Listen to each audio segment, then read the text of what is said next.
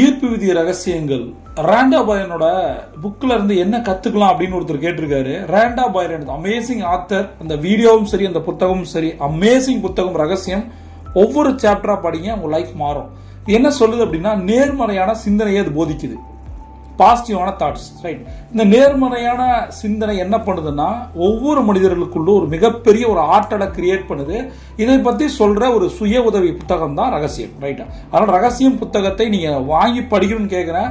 கிண்டில்லையோ ஆன்லைன்லயோ அல்லது பிடிஎஃபாவோ படிக்காதீங்க, புக்கை வாங்கி படிங்க அப்படின்னு நான் கேட்டுக்கிறேன். இந்த பேசிக் கான்செப்ட் அப்படின்னு பாத்தீங்கன்னா ரெண்டு விஷயத்தை நம்ம பார்க்க போறோம். ஒரு பேசிக் கான்செப்டும் இதுல இருந்து நம்ம கத்துக்க வேண்டிய மூணு விஷயங்கள் என்ன அப்படின்றதையும் நம்ம இந்த வீடியோல பார்க்க போறோம். நேர்மறை ஆற்றல் அப்படின்றது உங்களோட வாழ்க்கையில நேர்மறையான விஷயங்களை ஈர்க்கிறது. இதுதான் ஈர்ப்பு விதியை பத்தி பிரபஞ்ச ரகசியங்களா இந்த புத்தகம் சொல்லுது. இதுல இருந்து கத்துக்க வேண்டிய 3 விஷயங்கள் என்ன அப்படின்னா, ஈர்ப்பு விதி என்பது ஒரு நார்மலான ஒரு சயின்ஸ், ஒரு சிஸ்டம்.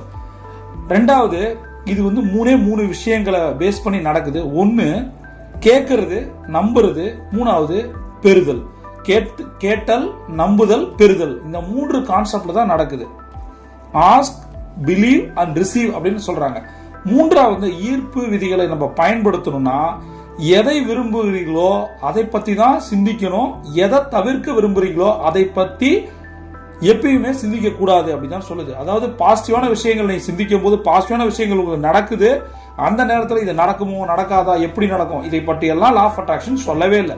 நீங்க என்ன நினைக்கிறீங்களோ அது நடக்கும். நடக்குமா நடக்காதான்றதை விட்டுட்டு செய்ய வேண்டிய லா ஆஃப் ஆக்ஷன் விஷயத்தை செய்யுங்க. லா ஆஃப் அட்ராக்ஷன் தானா ஒர்க் ஆகும்னு சொல்லுது. பிரபஞ்சம் படித்தர காத்திருக்கு. நீங்க ஒரு சாம்பியன். சியோண்டா.